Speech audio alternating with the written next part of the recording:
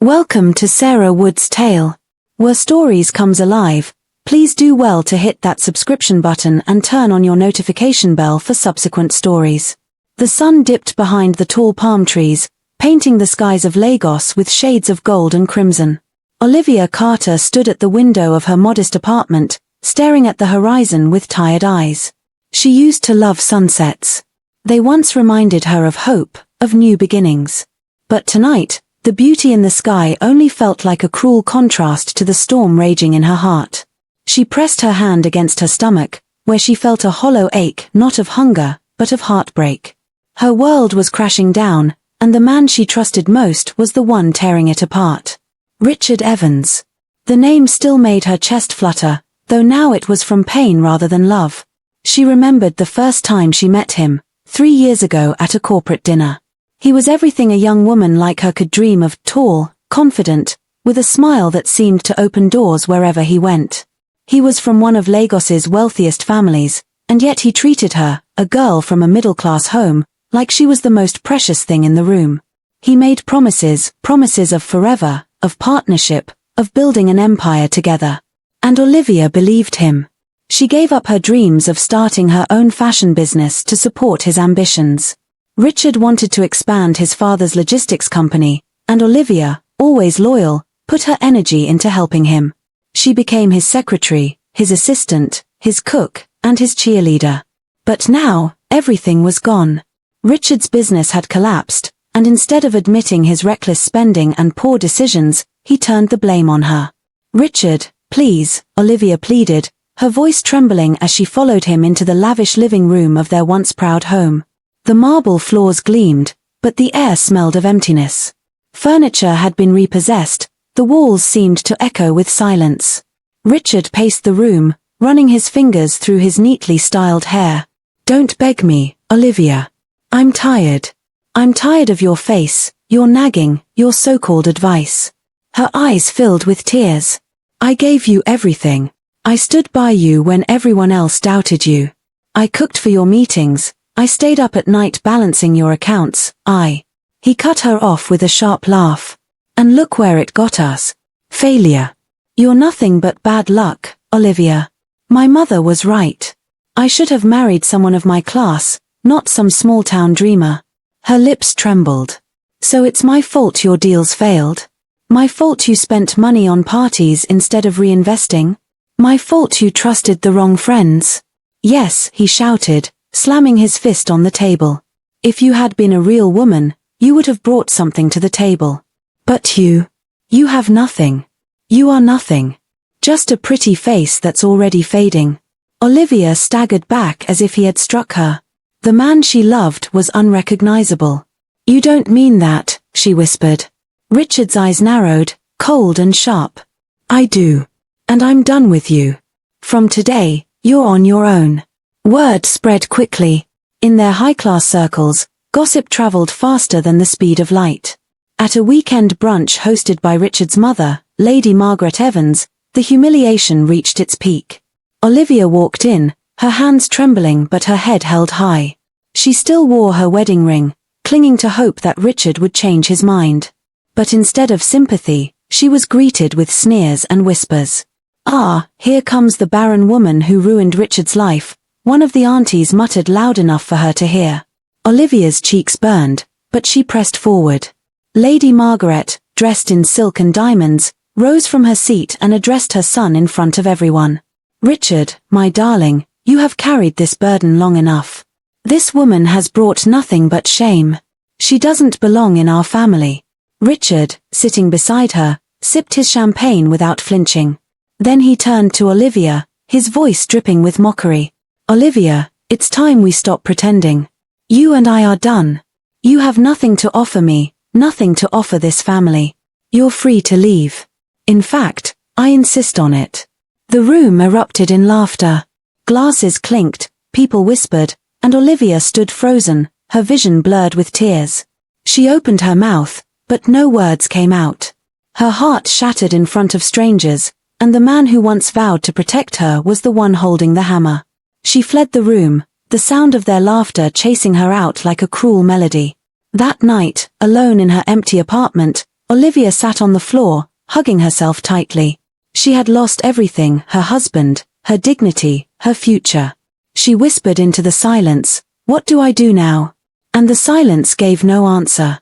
A month later, Lagos was buzzing with new gossip.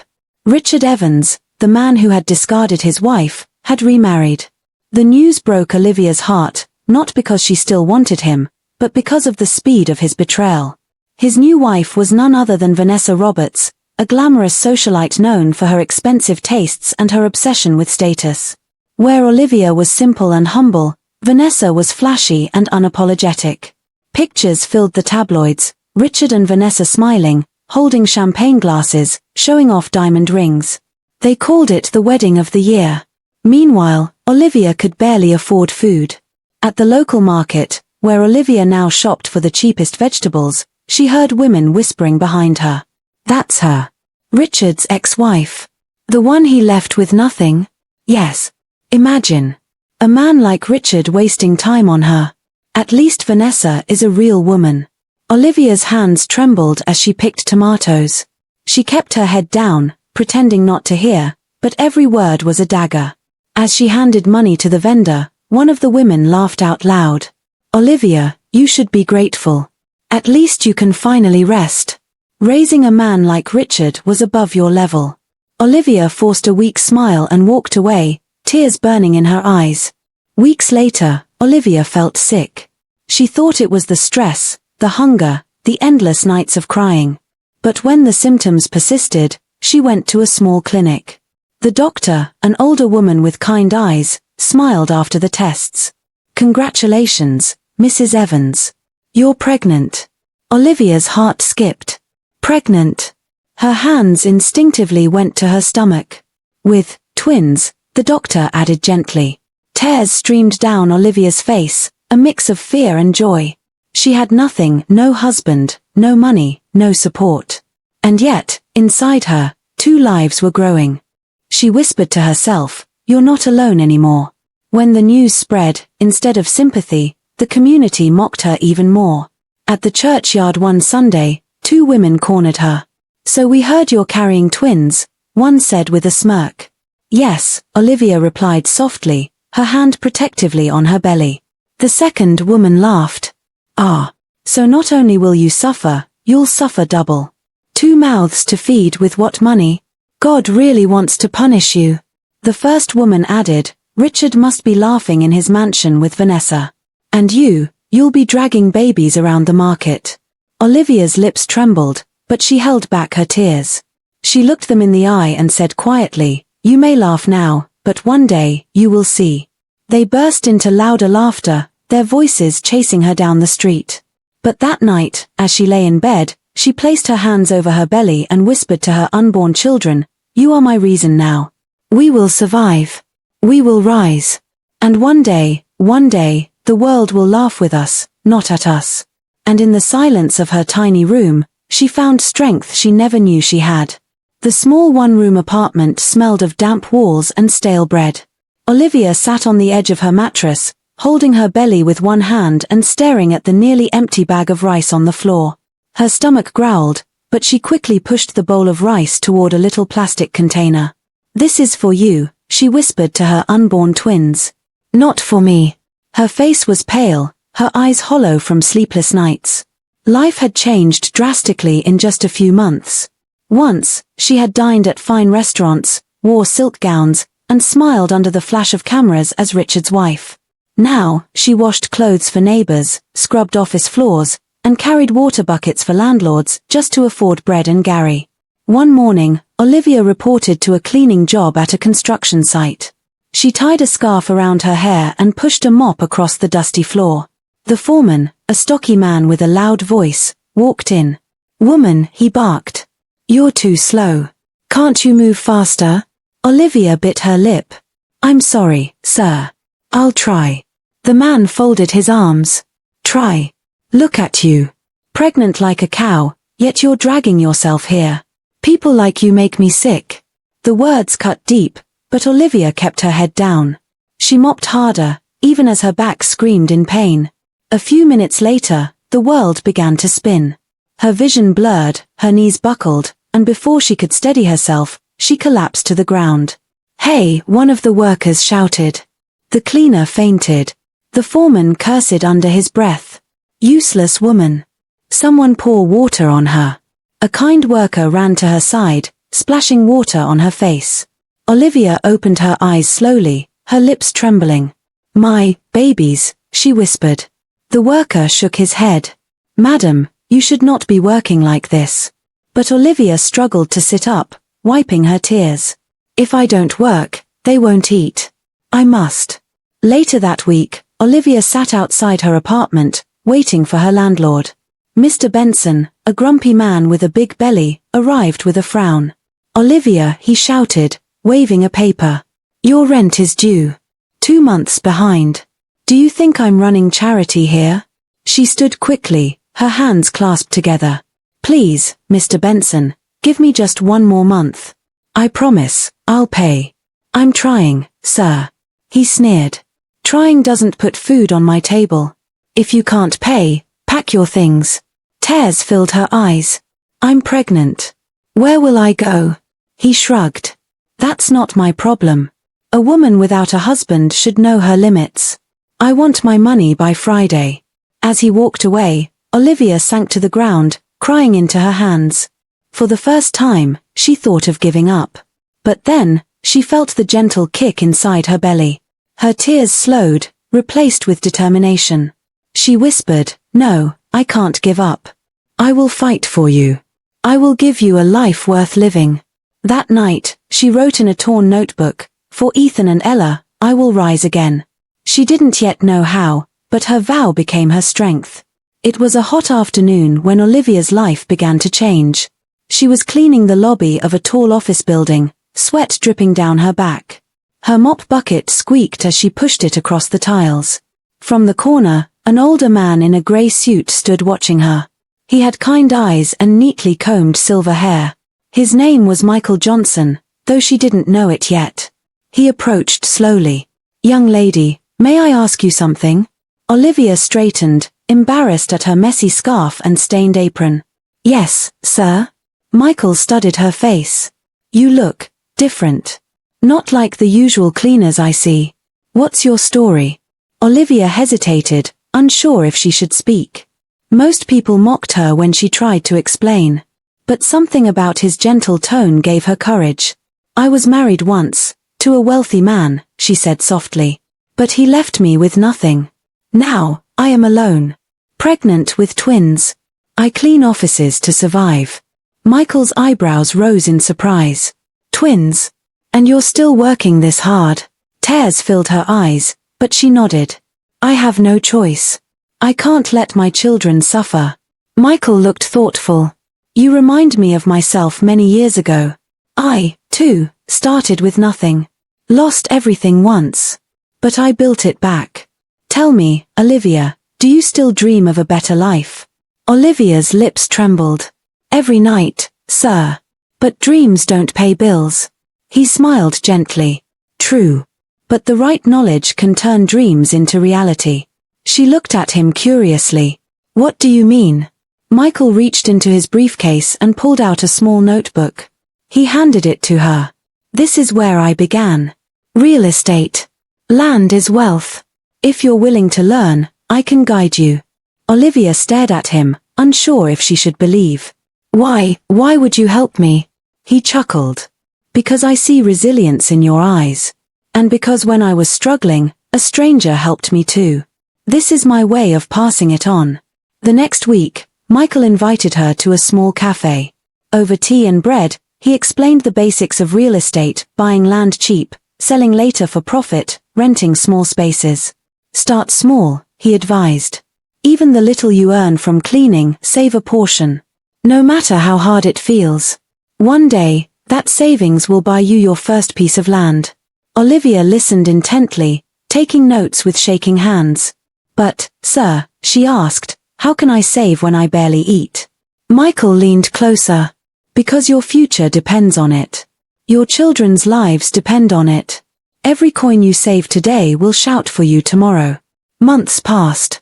Olivia followed Michael's advice. She cleaned offices tirelessly, saving every extra naira. Sometimes she went hungry, but she always put a little aside. Finally, the day came.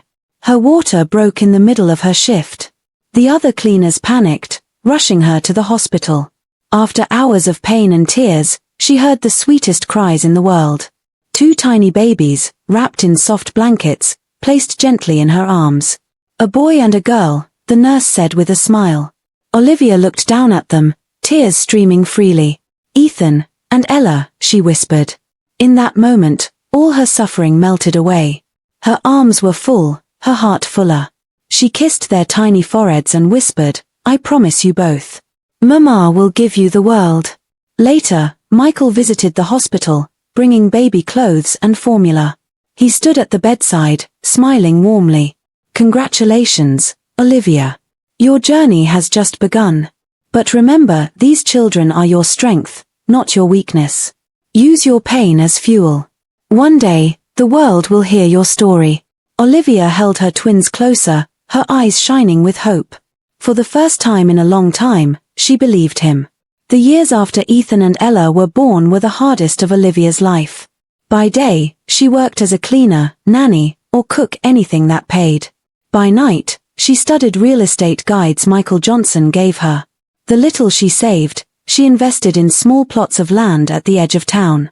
She carried Ethan on her back while holding Ella's tiny hand as she walked to clients' houses. When a client laughed at her appearance, she forced a smile. She knew every humiliation was just another step toward her dream. One afternoon, Olivia stood in front of a dusty plot of land, her twins tied to her back with a wrapper. A young couple stood beside her, inspecting the property. This is good land, Olivia said softly, brushing the sweat off her forehead. It's close to the new road the government is building. In a few years, the value will double. The husband frowned. But you're just a cleaner, are you sure you know what you're saying? Olivia's cheeks burned, but she forced her voice steady. Sir, I may be poor, but I study every night. I know this land is worth more than its price. You will not regret it. The wife tugged her husband's sleeve. I like her courage. Let's trust her. A week later, the couple bought the land. Olivia earned her first commission. She cried that night, holding Ethan and Ella close. See, my babies. Mama can do this. As her small wins grew, so did attention. Old friends who once ignored her suddenly came around. Olivia, you're doing so well, one woman, Clara, gushed. We should work together. I know investors who can triple your money. Olivia was cautious but hopeful. She gave Clara part of her savings. Weeks later, Clara vanished. Her phone was off, her house empty. Olivia sat on her bed that night, tears streaming. Ethan, now 4, touched her face. Mama, why are you crying? She forced a smile through her tears. Because sometimes, people are not who they pretend to be. Ella crawled onto her lap. It's okay, Mama. We love you. Their tiny arms wrapped around her, stronger than any betrayal. One evening, Olivia was showing land to a client when a black SUV pulled up. Out stepped Richard and Vanessa, dressed in designer clothes, sunglasses sparkling. Richard smirked. Well, if it isn't my ex-wife. What are you doing here? Selling sand and grass. Vanessa laughed loudly. Oh Richard, this is too funny. Imagine your ex, carrying babies on her back, trying to act like a businesswoman. How pitiful. Olivia clenched her fists but kept her voice calm. Yes, I carry my children. And yes, I sell land. But one day, you'll see, this sand and grass will build my empire. Richard chuckled cruelly. Keep dreaming, Olivia. Some people are born rich, and some are born to suffer. You're the second. Vanessa added with a sneer, and those twins? They'll grow up poor, just like their mother. Olivia's heart bled, but she looked them in the eye. You may laugh now, but the future has a way of humbling people. The clients overheard the exchange. Out of pity, they chose to buy from her. That day, Olivia learned something powerful, even ridicule could be fuel. At night, when the twins were asleep, Olivia whispered to herself, I will not stop. Every betrayal, every insult, every laugh, it will only make me stronger. My children will know a better life. I will not fail them. And with each sunrise, she fought harder. 10 years passed. The girl who once cleaned offices was now a respected real estate mogul. Olivia's company, Carter Properties, owned estates in Lagos, Abuja, and even Accra. Her early investments in cheap land had exploded in value. What others ignored, she turned into gold. She no longer carried Ethan and Ella on her back. Now, they walked proudly beside her, teenagers full of wisdom beyond their years. The day she bought her first private jet, Olivia stood at the airstrip, staring in awe at the sleek white body with Carter written in gold. Ethan, tall and curious, grinned. "Mama, this is ours. A real jet." Olivia smiled through tears. "Yes, my son. Ours." Ella hugged her tightly. "You did it, Mama. You really did it." Olivia kissed their foreheads. "No, my darlings. We did it. You gave me strength when I had nothing." Magazines featured her face, Olivia Carter, from cleaner to queen of real estate. TV stations invited her for interviews. She spoke humbly, always mentioning her twins and her mentor Michael Johnson. But the biggest shock came to those who once mocked her. One evening, Olivia arrived at a charity gala in her jet. The red carpet cameras flashed wildly. She stepped out in a stunning gown, Ethan and Ella by her side, their heads high. Inside the hall, Richard and Vanessa stood frozen, watching. Their once booming businesses had crumbled, debts haunted them. Vanessa whispered in disbelief, "Is that Olivia?" Richard's jaw tightened. "Impossible. She can't be this successful." But when Olivia took the stage to speak as the night's honored guest, there was no denying it. She began softly, her voice steady. "Years ago, I was laughed at. I was called a woman with nothing. But today, I stand with everything that matters, my children, my dignity, and the fruit of hard work. This is not my victory alone. This is proof that no matter how low life throws you, you can rise again." The audience erupted in applause. Cameras zoomed in on Richard and Vanessa's humiliated faces. Ethan and Ella, now teenagers, were admired for their brilliance. Ethan excelled in technology, building apps that gained recognition. Ella, a gifted speaker, often joined Olivia on stage, inspiring young girls. At school, they were loved not because of their mother's wealth, but because of their humility and kindness. One afternoon, Ella told Olivia, "Mama, you always said we'd have the last laugh. But the truth is, we don't need to laugh at anyone. Our success is enough." Olivia hugged her tightly, tears in her eyes. "You are right, my child. The best revenge is not laughter, it is living well." Within a year, Olivia was listed among Africa's top 10 wealthiest women. Governments invited her to advise on housing projects. She built free schools for single mothers' children. Everywhere she went, people looked at her with admiration, not as the abandoned wife Richard once mocked, but as a symbol of resilience. Late one night, Olivia sat on her balcony, watching her jet in the hangar. Ethan and Ella were inside, studying for exams. The night air was cool, the stars bright. She whispered to herself, "They laughed when he left me with nothing. But today, I have everything. My children. My legacy. My peace." And for the first time, her heart was completely free. The mansion that once stood as Richard Evans's pride now echoed with emptiness. The chandeliers still sparkled, but the rooms were cold, the air heavy with unpaid bills and silence. Richard sat slumped on a leather chair, his tie loose, his eyes bloodshot. Across from him, Vanessa scrolled through her phone, her diamond rings glinting in the light. "Vanessa," Richard muttered, rubbing his temples, "the creditors are calling again. We're drowning in debt." Vanessa didn't even look up. "That's your problem, Richard. You're supposed to be the businessman." His voice rose, anger breaking through his exhaustion. "I gave you everything. I bought you cars, jewelry, clothes. And what did you give me in return? Nothing but demands." Finally, she looked at him, her eyes cold. "Don't blame me for your failures. Maybe you're just not the man I thought you were." The words cut deep. Richard remembered how he once mocked Olivia for being a woman with nothing. Now, he was the man with nothing. Within months, the empire Richard inherited from his father crumbled. His properties were seized, his accounts frozen. Business partners distanced themselves. The media ran headlines. Evans Group declares bankruptcy. Richard Evans, from riches to ruin. Vanessa, ever glamorous, packed her bags. "I can't stay with a broke man," she said bluntly, tossing her clothes into a suitcase. "I need someone who can keep up with my lifestyle." Richard grabbed her wrist desperately. "Vanessa, don't do this. I love you. I need you."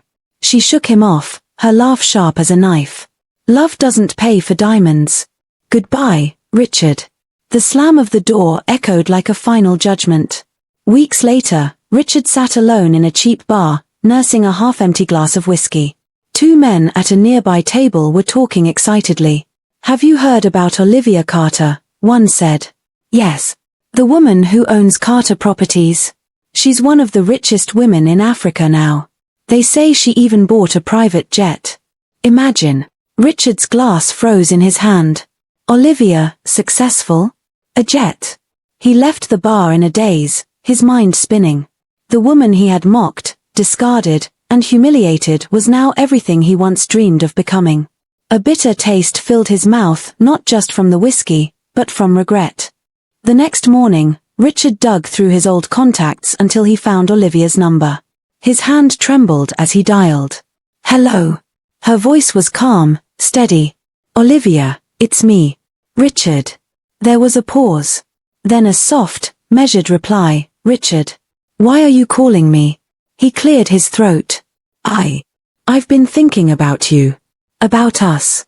I made mistakes, Olivia. I should never have left you. You were always the strong one." Olivia was silent for a moment. Then she said, "Richard, you didn't just leave me. You destroyed me. You mocked me. You laughed when I had nothing. And now you call me, pretending you cared all along." His voice cracked. "Please, Olivia. Give me a chance. I've lost everything.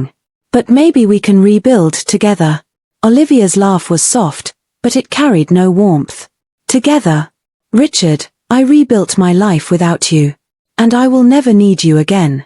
She hung up, leaving him staring at the phone, broken. Richard Evans, once the golden son of Lagos high society, was now nothing but a shadow. But fate wasn't done humiliating him. His story would collide with Olivia's once more on the grandest stage possible. The night of the charity gala was one the city would never forget. The hall sparkled with gold and crystal, filled with politicians, celebrities, and business leaders. Cameras flashed at the red carpet, reporters shouting for interviews. At exactly 8 p.m., the sound of engines roared above. All heads turned as a sleek private jet descended gracefully onto the nearby airstrip. The doors opened, and out stepped Olivia Carter. She wore a flowing emerald gown that shimmered under the lights, her natural beauty glowing. On either side of her stood Ethan and Ella, now teenagers, handsome, elegant, confident. The crowd gasped. Murmurs spread quickly. "Is that Olivia Carter? The woman Richard left with nothing? She owns a jet now? My God." Cameras clicked wildly, the once mocked woman now the star of the night. Olivia moved through the hall with grace, shaking hands, smiling warmly. Ethan and Ella stayed close, drawing admiration with their poise. Suddenly, whispers rippled through the crowd. Richard had entered. But this time, there were no cheers, no applause. He wore a faded suit, his face drawn, his shoulders slumped. Guests glanced at him with pity or disdain. He scanned the hall nervously until his eyes landed on Olivia. He approached her slowly, the crowd watching. His voice shook. "Olivia, please. I just need a moment." Olivia turned, her expression calm but unreadable. "Richard." He swallowed hard. I was wrong. About everything. You were the best thing that ever happened to me. Please, forgive me. Take me back." Gasps rose from the crowd. Reporters leaned closer, their pens ready. Olivia tilted her head, her voice steady but firm. "You want me back now? After leaving me with nothing?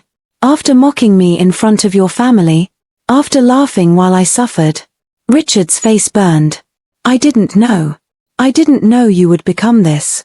Please, Olivia, just give me another chance. The room fell silent. All eyes were on her. Olivia stepped onto the stage, her children flanking her. She took the microphone, her eyes sweeping over the crowd. Years ago, she began, her voice ringing with quiet power, I was abandoned. I was mocked. People laughed when my husband left me with nothing. They said I would suffer, that I would never rise again. The crowd shifted, listening intently. Richard stood frozen below the stage. Olivia continued, her voice growing stronger. But tonight, I stand before you not with bitterness, but with proof. Proof that no pain is wasted, no betrayal is final. I stand with everything that matters, my children, my dignity, my purpose. They laughed when I had nothing. But today, I have the last laugh. The hall erupted in applause. Guests rose to their feet, clapping and cheering. Ethan and Ella smiled proudly, holding their mother's hands. Cameras flashed, capturing the moment for history. As the cheers thundered, Richard sank to his knees, humiliated. No one offered him comfort. No one pitied him. The same society that once praised him now turned their backs. Vanessa, somewhere in the crowd with her new rich lover, smirked coldly. Richard was nothing to her now. Olivia stepped down from the stage, passing Richard without a glance. Her children followed, their heads high. For Richard, it was over. For Olivia, it was victory. That night, Olivia's speech trended across the continent. Social media lit up with her story. From abandoned wife to billionaire mogul. She really had the last laugh. Olivia Carter, Africa's symbol of strength. In homes, offices, schools, her words inspired countless people, especially women who had been told they were nothing. Back at home, Olivia tucked Ethan and Ella into bed. They looked at her with admiration. Mama, Ethan said softly, tonight you showed the world who you really are. Ella added, and you showed us that we can survive anything. Olivia kissed their foreheads, her heart swelling with pride. My darlings, never forget life will test you, people will laugh at you. But if you keep faith, if you keep fighting, one day, you will laugh last. She turned off the lights, smiling into the darkness. The world might have laughed at her once, but tonight, she had the last laugh, and it echoed forever. The morning sun streamed through the wide glass windows of Carter Foundation headquarters. Olivia stood by the balcony, sipping tea, her eyes drifting across the city skyline. Beneath her feet, a building bustled with life. Women filed in for training sessions, children laughed in the daycare section, and volunteers carried supplies into the community kitchen. This was Olivia's dream made real, the Carter Foundation for Women and Children. She turned as her assistant, Grace, walked in. Madam, Grace said with a smile, the hall is ready. The women are waiting for you. Olivia nodded, placing her teacup down. Let's go inspire some lives. In the hall, over 100 women sat waiting. Some wore faded clothes, some carried babies, and others had the same tired, desperate look Olivia once had when Richard left her. She stepped onto the stage. The room fell silent. Good morning, my sisters, Olivia began warmly. I see myself in you. Years ago, I was abandoned too. People laughed at me. They said I would never rise. I remember going hungry so my babies could eat. I remember sleeping on the floor because I couldn't pay rent. I remember fainting at work because I was too tired. Murmurs of recognition rippled through the crowd. Some women wiped their eyes. But I also remember something else, Olivia continued, her voice rising.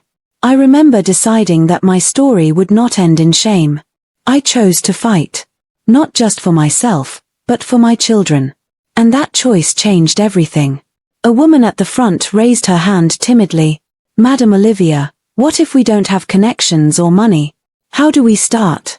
Olivia stepped down from the stage and took the woman's hand. I started with nothing too. I cleaned offices. I saved coins. I learned from anyone willing to teach me. You don't need everything at once. You just need faith, courage, and the discipline to keep going. The hall erupted in applause. Many women cried openly, touched by her words.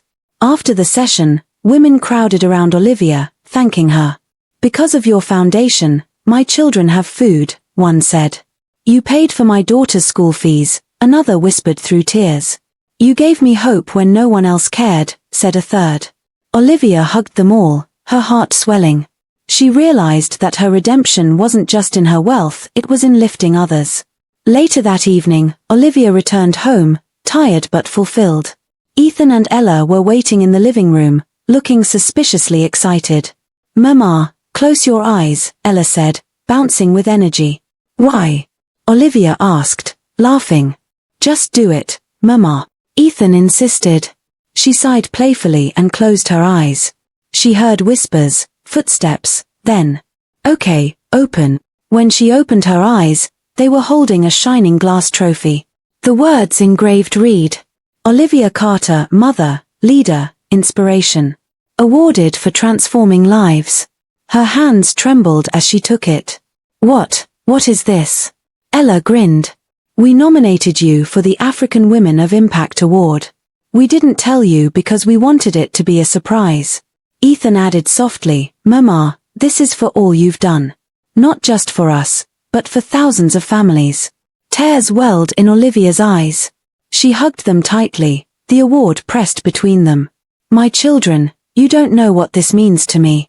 All my pain, all my struggles, they weren't in vain." For the first time, she let herself cry freely, not from sorrow, but from gratitude. That night, Olivia placed the award on her desk. She sat staring at it, whispering to herself, "Yes, my story was worth it.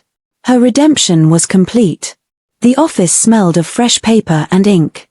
Olivia sat at her mahogany desk, her pen gliding across the last page of her manuscript.